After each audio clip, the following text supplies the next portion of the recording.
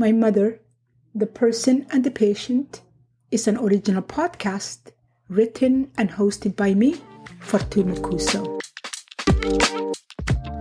This podcast is about my mother, Timira Abdussamid Mohammed, Ayaya we call her, and that's the Somali word for grandmother, and her great-grandchildren call her Ayaya too, and that is their way of saying great-grandmother. I am a caregiver to my mother living with Alzheimer's and have been for the last 11 years. And as time progressed, her need and dependency on me grows. At some point, it was just supervising her and reminding her to do things. But now I am her eyes, her ears, her legs, and her mind. Everything she relies on me. And that comes with challenges. The greatest challenge is what I hear from some people is that, oh, you're so strong. I couldn't have done this if I were you. I know the person saying that means well, trying to encourage me to say you can do this. But that's not what I hear. What I hear is you are so strong, you shouldn't be complaining. You are so strong, you have nothing to complain about. That's what I hear.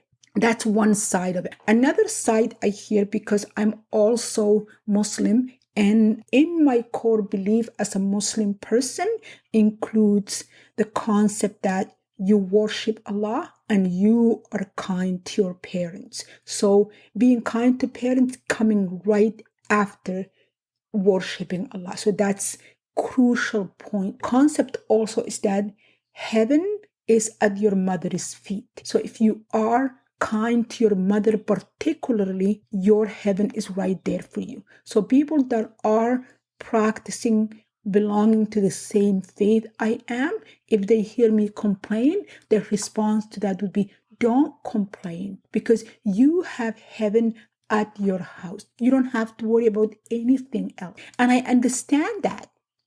But saying that to me makes me not human, makes me feel like I really have no right to complain.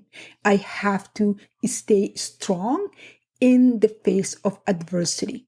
I have to stay strong even when I am feeling challenged, when I am facing difficulty.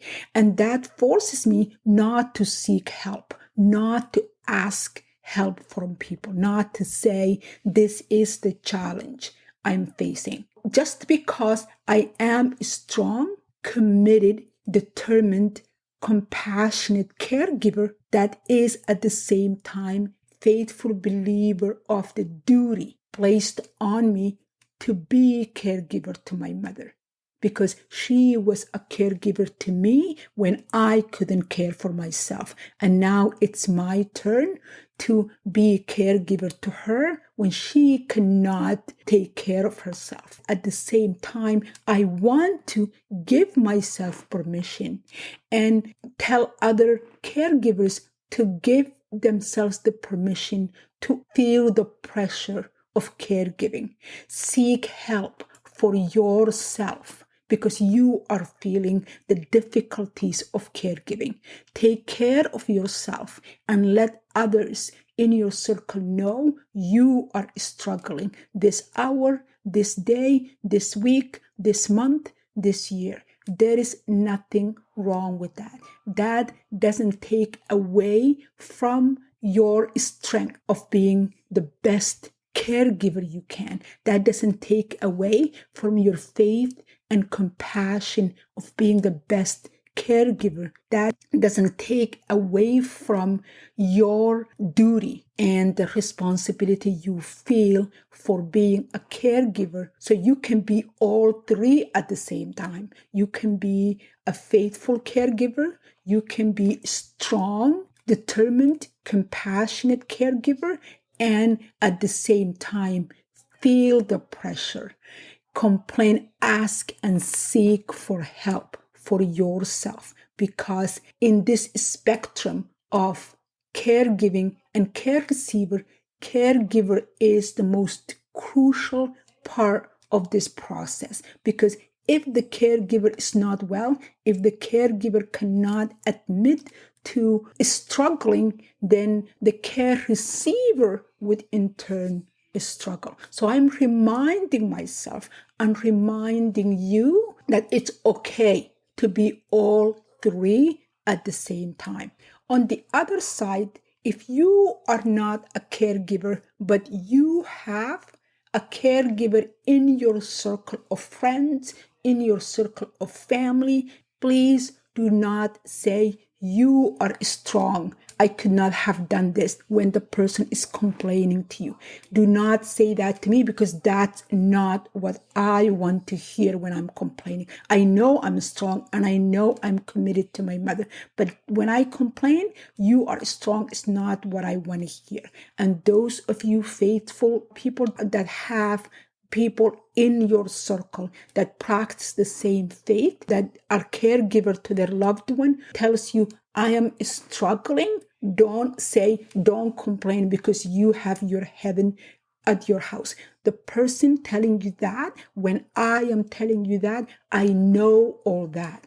Maybe I need your help. Maybe I need you to say, can I give you a break for an hour and sit with your mother for an hour so you can take a break?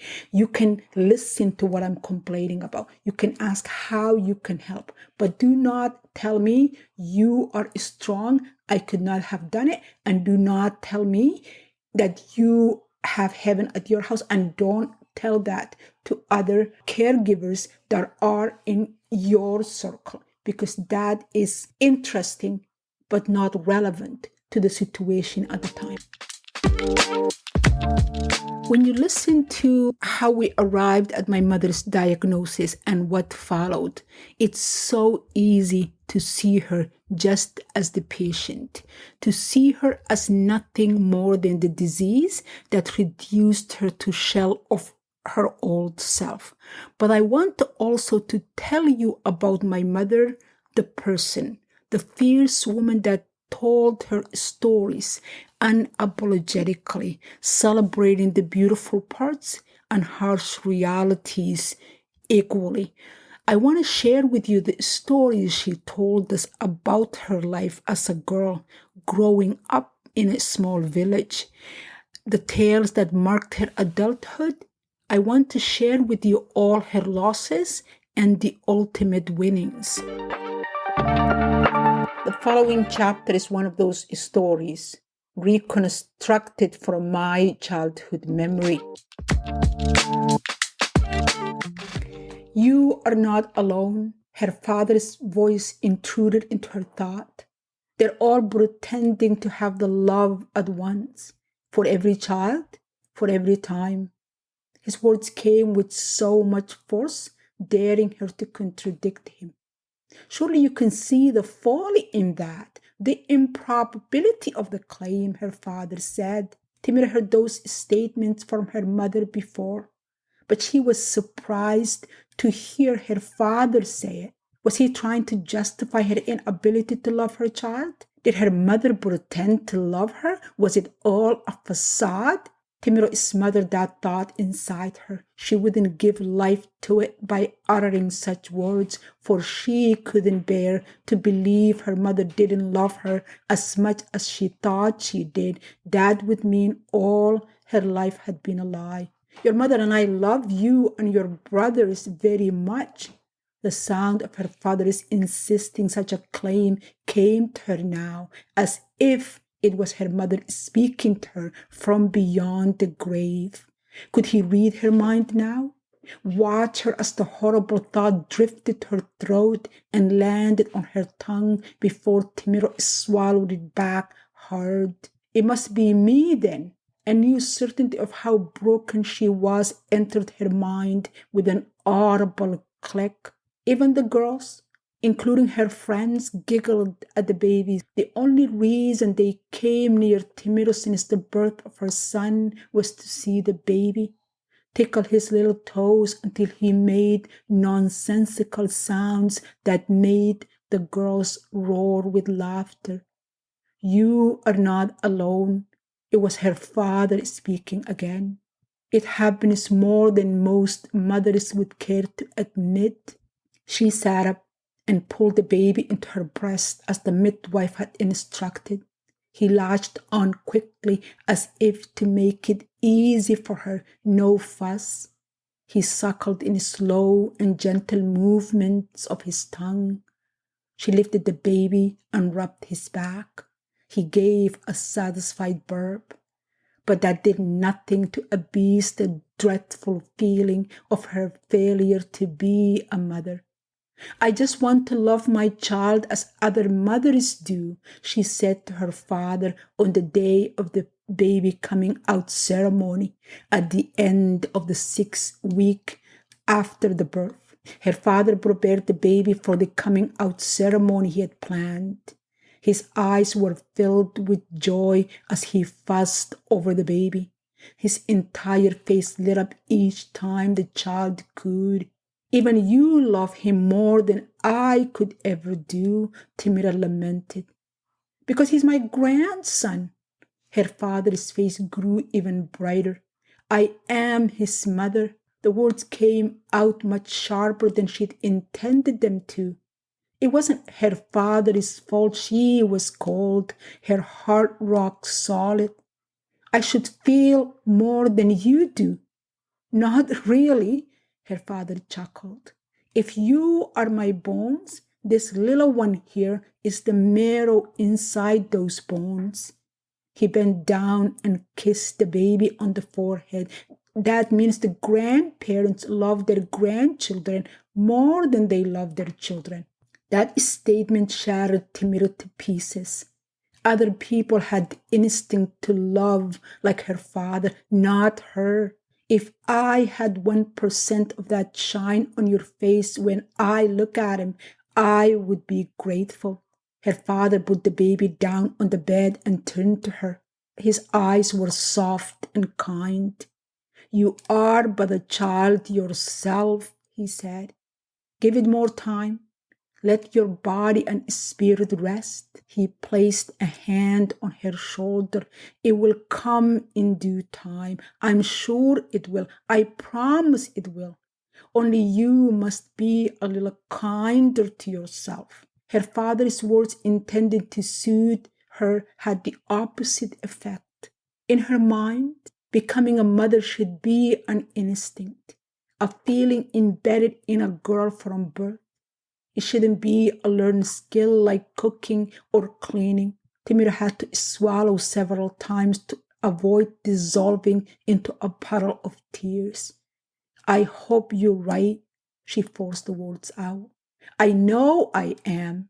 Her father picked up the baby again and began reciting the prayers intended to protect him from the evil eye, the blessing that would usher him to the world outside the walls of the house he had been confined in for the last 6 weeks.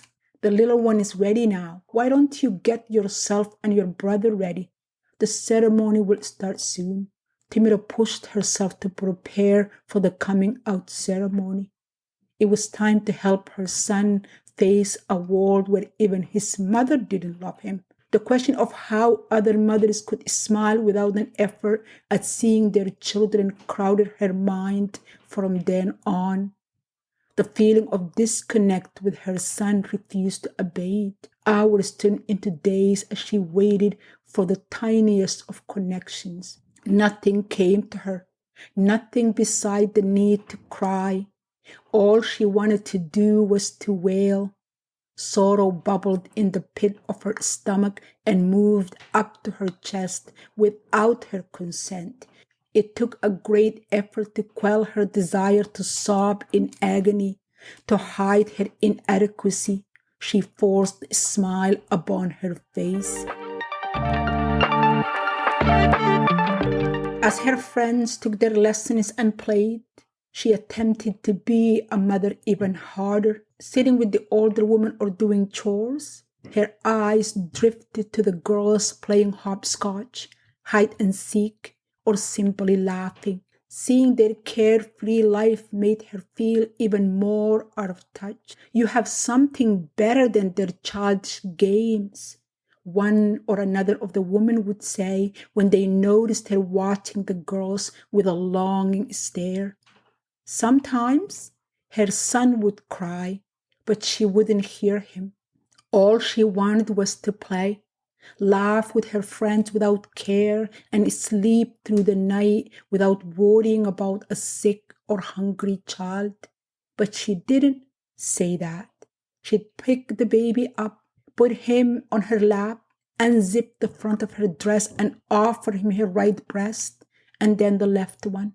In all that time, she wouldn't look down. She would make no eye contact with her child as he sucked the milk with quick greediness. By the beginning of the 4th month, Timira fell into a routine of taking care of the baby. A few times she felt butterfly wings open and close inside her stomach when she saw him open his mouth in a triangle shape, licking his lips expectantly for her breasts. Once he latched on, he'd close his eyes, his face serene, peaceful. The extraordinary trust he'd placed on her, falling asleep on her chest and not waking up when she'd moved him into his bed, made her chest tighten, breath caught in her throat. Timira accepted that it was enough to care for him out of duty, if not out of real love. As long as I don't allow harm to come to him, Timira reminded herself each morning. The statement became her mantra. She found comfort in the repetition. The baby was 4 months old first time Nita Kane visited. Based on his parting words, the last time she saw him over a year ago, she didn't expect him to come now. But to her surprise, he came bearing gifts for the baby, for her brother, and even for her. In his exuberance, he greeted her with a smile. "You're taking care of my son," he'd said to her, then to her father, "and I am grateful for that." The anger and disappointment that covered his face the day she'd rejected him by taking the cursed finger seemed to have disappeared. Perhaps he grew generous because he was remarried by then, and his new wife was expecting her first child. "But this is my firstborn." He smiled at the sound of his giggling son. Nita Kane visited once each of the following 2 months. Even after his wife had twins, a boy and a girl, he smiled every time he saw his son. "He has a place in my house," he told Timiro the 3rd time he'd visited. "I don't want him to be a stranger in my home when you get married." Nita Kane was planning for the eventuality that Timiro gets married. He had no intention of letting another man raise his son. "If I do get married," she corrected him. "If," he said, with a knowing smile that she would get married and he will get his son.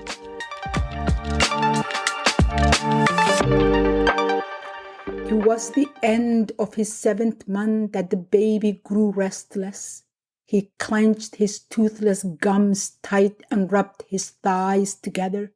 Timira consulted with other mothers about remedies they'd use. The village healer's concoction of herbs, plants, and oils had done nothing to bring back the healthy 7-month-old baby. With her father's help, she even traveled to the city for treatment. Nothing was amiss with the child, the man doctor said. Maybe it was something coming through the breast milk, he said. Avoid eating spicy food. He gave her a list. No mangoes, bananas, coffee, or tea. Timira cut herself from all that, but she still failed to restore her son's health. Marian and Weris helped her during the day. They gave her a break when their chores allowed it. Her father held him in the evening as she prepared the meal. But as the village slept, Timira was alone with the baby. By the 2nd week of her son's illness, she took to sitting on the floor at night, afraid she would drop the baby if she fell asleep holding him. By the time the call for the morning prayer came, she felt spent and exhausted beyond her limits. What happened? Her father yelled so loud, Timiro jumped out of bed before she realized she had awoken. It must have been hours since she laid the baby down in his cot. For the first time in a long time, her son fell asleep. The thick rays of the early morning sun streamed between the logs that made up the cabin's walls. The tiny rocks sticking out in places on the dirt floor shimmered. What happened? He asked again, his face twisted. The question made no sense to Timiro. Her father was holding her son and crying.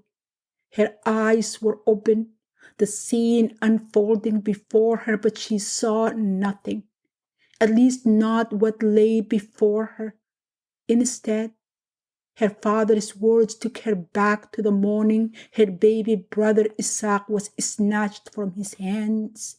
The same fear filled the air, and in her mind's eye, she saw her father staring at his empty hands, blood dripping out of the cuts on his chest. She ran to the back of the room in search of Farah.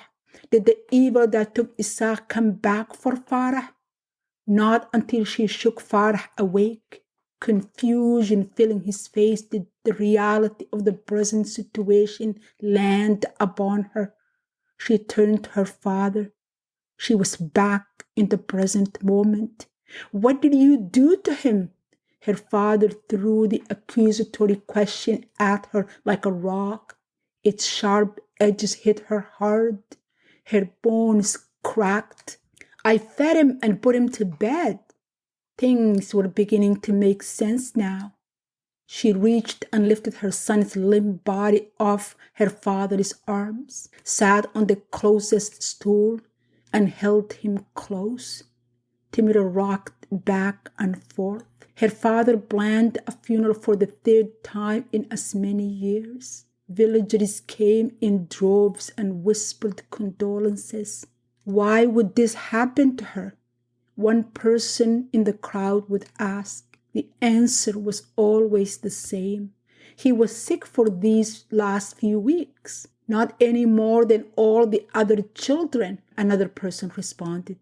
Indeed, it wasn't an illness that could kill a child. It was that cursed finger she'd picked, they would say to each other as they walked away from Timiro. It must be. What else could it be? Indeed. My Mother, The Person and the Patient can be found in Amazon Music, Apple Podcast, or wherever you get your podcasts. Please remember to follow, like, and share, and join me next week as I share with you another episode of my mother's journey as both the person and the patient. Thank you.